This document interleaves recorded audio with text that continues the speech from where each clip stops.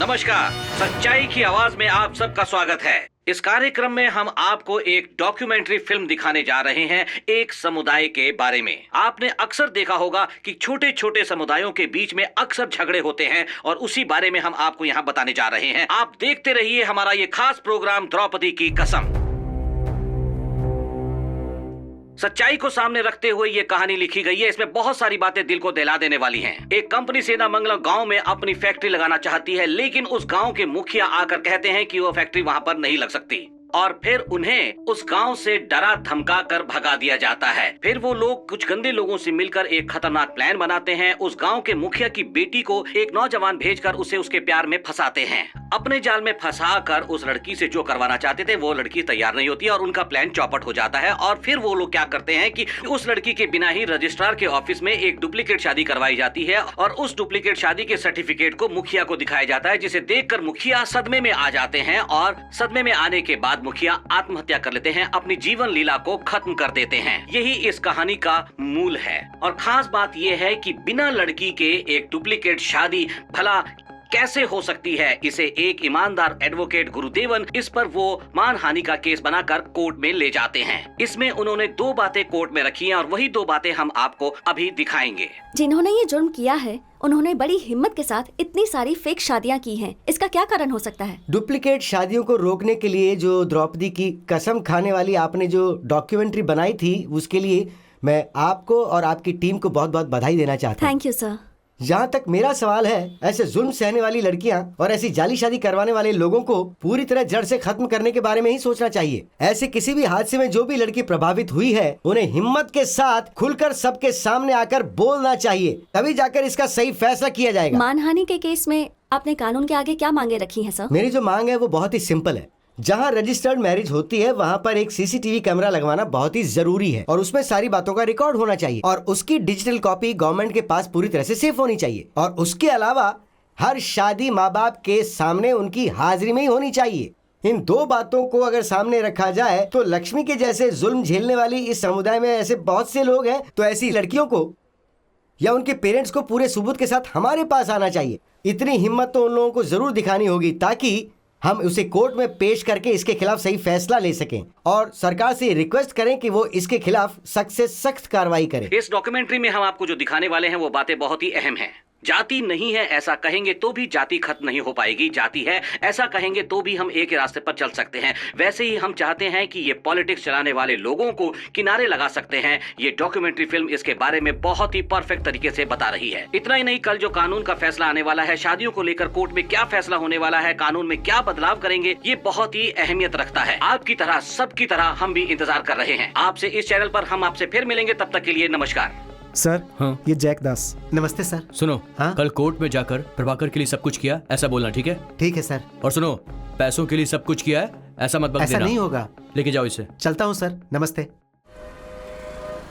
Fake marriage case का मामला, मानहानि केस, उसकी सुनवाई आइटम नंबर 16, पिटिशनर गुरुदेवन। मिलॉर्ड, सब रजिस्ट्रार ऑफिस से यहाँ पर ऑफिसर्स आए हुए हैं, तो आप सबके सामने उनसे पूछताछ करके कोई अच्छा सा फैसला सुनाइए मिलॉर्ड। सब रजिस्ट्रार नील नारायण को पेश किया जाए। रजिस्ट्रार नील नारायण।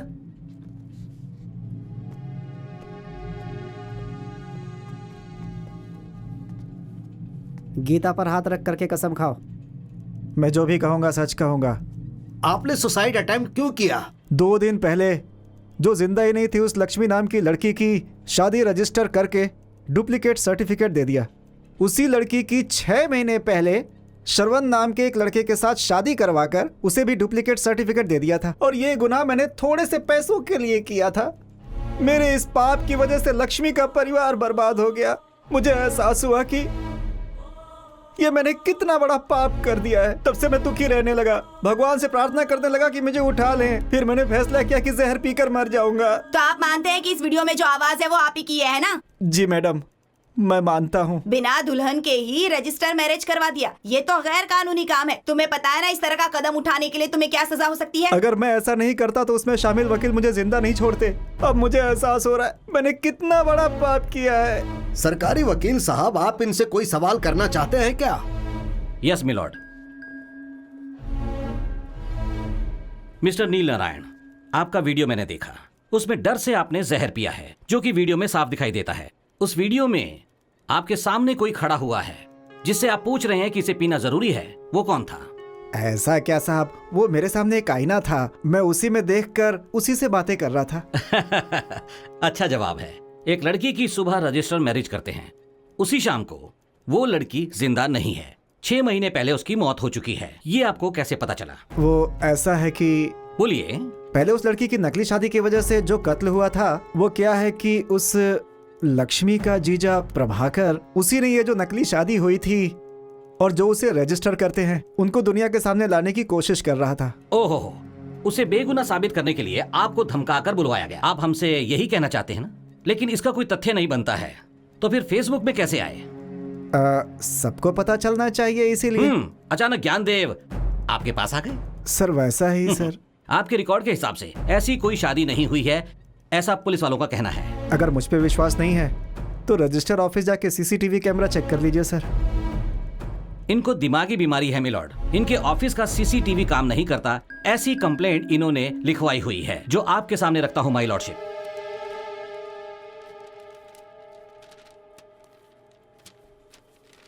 नहीं सर, मैंने ऐसी कोई कंप्लेंट नहीं की है सर। आपकी मानसिक हालत ठीक नहीं है सर। पुलिस ने जो रिपोर्ट पेश की है उसमें आप जैसा कह रहे हैं वैसी कोई रजिस्टर मैरिज नहीं हुई है। आपको अपना चेहरा नहीं दिखाने वाला, अपने प्यार में हार कर कोई शख्स आपको धमकाकर आपको बोलने के लिए मजबूर करता है, और उस वजह से खुदकुशी तक की नौबत आ गई। कैसे? वो ऐसा है कि मैंने घबरा के बोल दिया था। साहब ये मुझे बहुत कंफ्यूज कर रहे हैं। मैंने गलत किया, वो सच है। मेहरबानी करके मुझे माफ कर दीजिए। मैं बहुत बीमार हूँ, मेरा शरीर कांप रहा है। मिस्टर गुरुदेव, इन्हें भेज सकते हैं ना? There is no issue milord, आप इन्हें भेज सकते हैं। अभी आप दवा खाने चाहिए, अगर जरूरत पड़ी तो आपको फिर से बुलाया जाएगा। Thank you milord. जी शुक्रिया। यहाँ पर सरकारी वकील ये कोशिश कर रहे हैं कि वो जो भी करें उससे पब्लिक का कोई फायदा ना हो, और ऐसा उनकी बहस से हमें साफ साफ नजर आ रहा है। लेकिन मैं अब आपके सामने 2 ऐसे गवाह पेश करूंगा जो इस जाली शादी का शिकार हुए और कोर्ट के सामने अपना बयान देने के लिए तैयार हैं। जगदास, मैरी,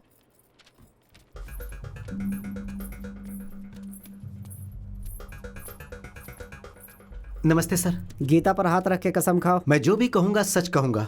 तुम रजिस्टर्ड मैरिज के लिए क्यों तैयार हुए थे? प्रभाकर मेरा दोस्त है सर। उसकी साली के साथ फेक शादी करके उसका कत्ल कर दिया गया और उसका इल्जाम प्रभाकर के ऊपर लगाया गया। अपने आप को निर्दोष साबित करने के लिए उसने मुझसे मदद मांगी, जो मैंने की। ये किस तरह की मदद है? ये बताओ बेटी, क्या तुम उस दिन रजिस्टर ऑफिस लक्ष्मी बनकर गई थी? हाँ मैडम, मुझे हमेशा साइन करने के लिए बुलाते थे और 5,000 रुपए देते थे। मैं पैसों के लिए कर देती थी। मेरा एक छोटा सा बच्चा है 1 साल का, उसके लिए मैं ये करती थी। मेरी गलती माफ कर सरकारी दो। वकील साहब, अब आप पूछिए। Yes milord. फ्रॉड दूल्हे की एक्टिंग की, उसके लिए आपको सजा हो सकती है, ये आपको पता है ना?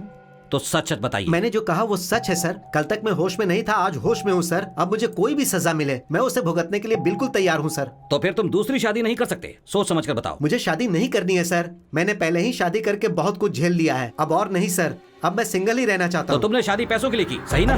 हेल्प के लिए नहीं। नहीं सर, नहीं नहीं नहीं नहीं, रुको रुको, तुम कुछ नहीं बोलो। Wait, note this point milord. पहले काम मदद के लिए, फिर कह रहे हैं पैसों के लिए।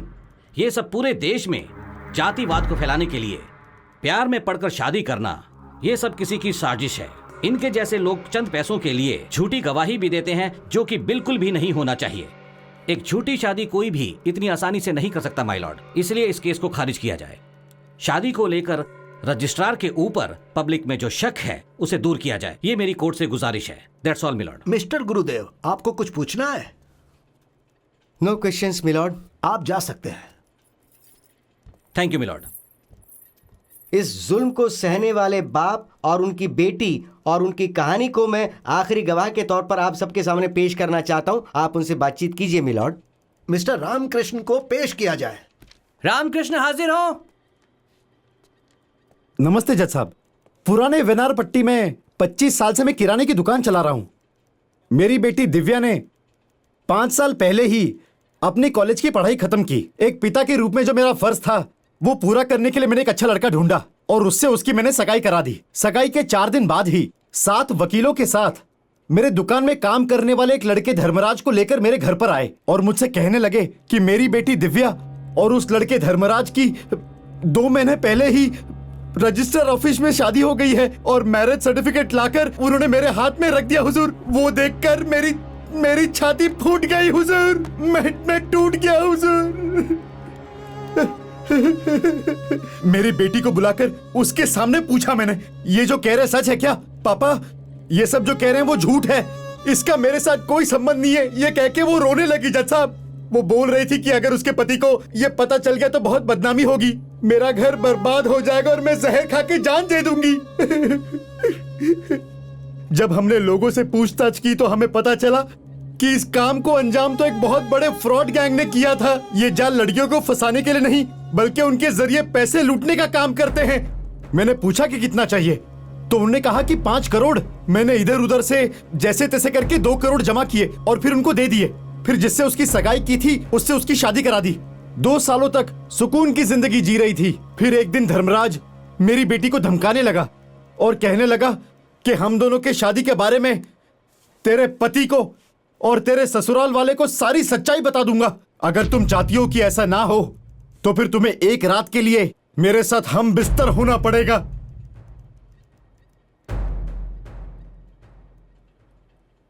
ये सुन के मेरी लड़की रोती तड़पती मेरे घर पर आई और कहने लगी, पापा मुझे अब जिंदा नहीं रहना है पापा, मैं मेरी जान दे दूंगी पापा।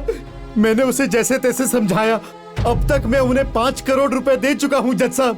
क्या एक लड़की पैदा करके मैंने क्या बहुत बड़ी गलती की है जज साहब?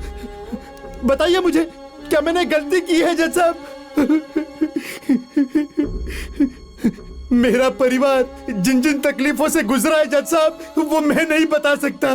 बस चाहता हूं ये और किसी के साथ ना हो, और किसी के साथ ना हो।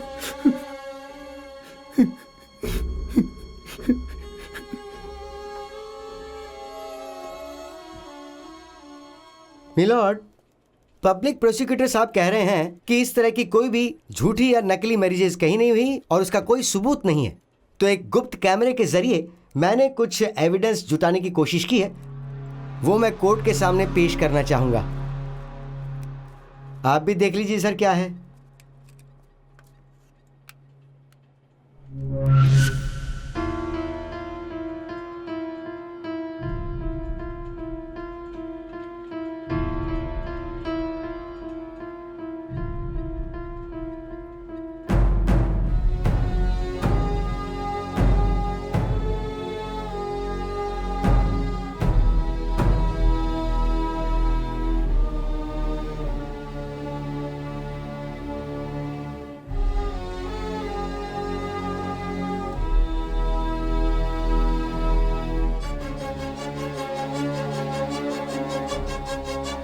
इस वीडियो के आधार पर आप कुछ कहना चाहते हैं?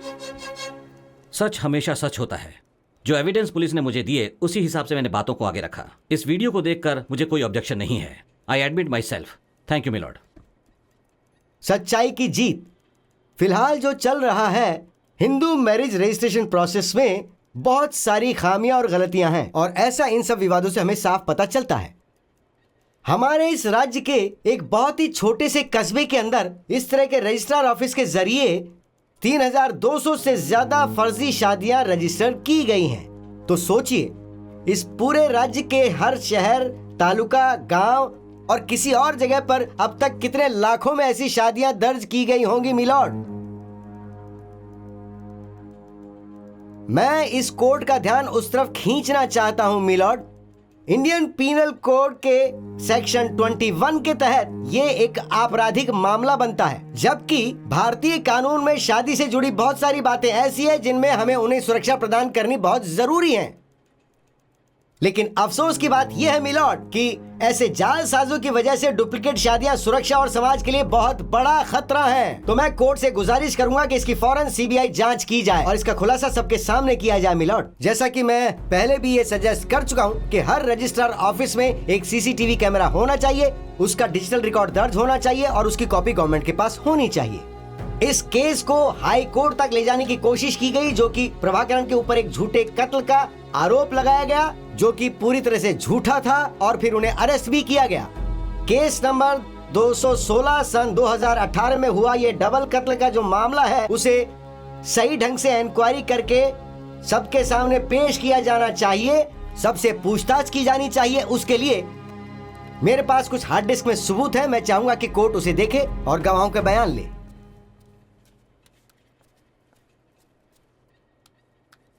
ऐसी नकली शादियों को हथियार बनाकर उसका इस्तेमाल करके लूटने वालों से हमें बचना होगा मिलॉर्ड, ताकि समाज चैन से जी सके। ये केस कोई मामूली केस नहीं है। इस केस के जरिए हमें समाज की बहुत सारी गंदगियों का पता चला है, तो उनका ध्यान रखते हुए ये कोर्ट अपना फैसला सुनाए।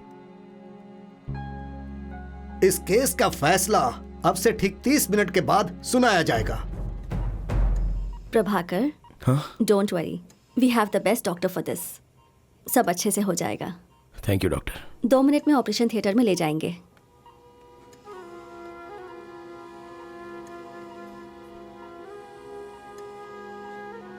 तुम बोलती थी तब मैंने यकीन नहीं किया।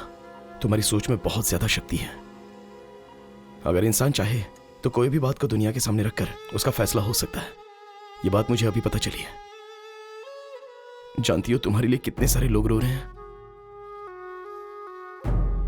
मैं जो भी कह रहा हूं वो तुम्हें सुनाई देता होगा। पट्टू, तुम मुझे वापस पुकारोगी ऐसी उम्मीद है। हिम्मत से जाकर आना पट्टू।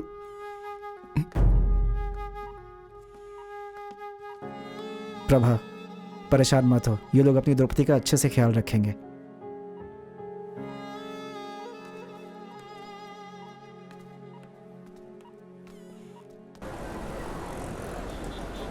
रजिस्टर मैरिज में जो खामियां है उसे दूर करने के लिए और हत्या वाले केस में जो पूछताछ की गई उससे कोर्ट को बहुत कुछ जानने को मिला। अक्सर देखा गया है कि ऐसी शादियों के बाद लड़कियों को बहुत तकलीफें झेलनी पड़ती है, तो इसके लिए हमें ऐसी शादियों के लिए कड़ा रुख अपनाना पड़ेगा। और इसके लिए सेक्शन 5 में प्रावधान है, अगर कोई शादी दिखावे के लिए हुई है तो उस शादी को कोई मान्यता प्राप्त नहीं होगी। और अगर ऐसा हो रहा है तो हमारी पुलिस और सरकारी कर्मचारियों के ऊपर प्रश्न चिन्ह लगता है। और ऐसे अधिकारियों को जो ऐसा काम करते हैं उन सभी को कड़ी से कड़ी सजा मिले, ऐसा ये अदालत आदेश देती है। आर्टिकल 21 इस हिसाब से सबकी हिफाजत होनी चाहिए। नकली शादी करवाना एक बहुत ही बड़ा जुर्म है और ये रजिस्टर भी हो चुका है। मतलब ये एक बहुत ही बड़ी लापरवाही है। इसीलिए ये केस सीबीआई को सौंपा जा रहा है ताकि वो इंक्वायरी कर सके और 2 महीने में रिजल्ट आ जाए। ये जुर्म जिसने किया है यानी कि नील नारायण ने इसे मान लिया है। पुलिस से कहा जाता है कि इस केस की तह तक पहुँचे और जल्द ही इसकी सच्चाई सामने लाई जाए। ये केस ऊपर की अदालत में भी जा सकता है। इस केस में प्रभाकरण के ऊपर एक झूठा आरोप लगाकर उसे फंसाया गया है और उनके ऊपर एक और केस चल रहा है जो बेलूपुरम में चल रहा है। अब ये केस वहीं पर ट्रांसफर किया जाए।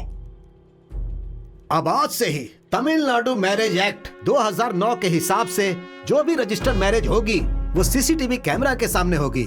शादी करने वाले लड़का और लड़की दोनों की पूरी रिकॉर्डिंग होनी चाहिए। ऐसा करने से इस तरह की शादियों पर रोक लगेगी और सीसीटीवी का रिकॉर्ड एविडेंस सरकार के डिजिटल डिपार्टमेंट के पास हिफाजत से रखना होगा। अगर कोई परेशानी हुई तो सीसीटीवी फुटेज निकालकर पूछताछ की जा सकती है। इसीलिए यह ख्याल रखना होगा कि सीसीटीवी फुटेज को बहुत संभाल कर रखा जाए। ऐसा यह अदालत अपना फैसला सुनाती है।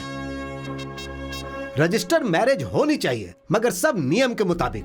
यहाँ सबको बराबर का अधिकार है, चाहे वो लड़का हो या लड़की, किसी के साथ कोई अन्याय ना हो। इसीलिए यह अदालत आदेश देती है कि ऐसा नया कानून बनाकर उस पर फौरन अमल किया जाए और जो भी कानून का पालन नहीं करेगा उससे क्या सजा दी जाए ये निश्चित किया जाए। The court is adjourned. Thank you milord. Yes, judgement आ चुका है। सीसीटीवी फुटेज के बिना आज के बाद रजिस्टर मैरिज नहीं होगी। सुपर प्रभाकर, द्रौपदी ने जैसा सोचा वैसा ही हुआ। भाई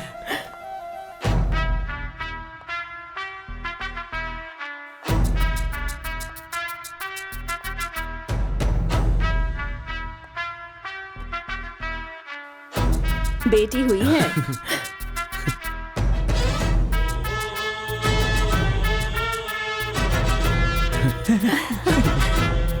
देखो ना, एकदम हाँ यार, एकदम द्रौपदी लग रही है। मेरी प्यारी गुड़िया।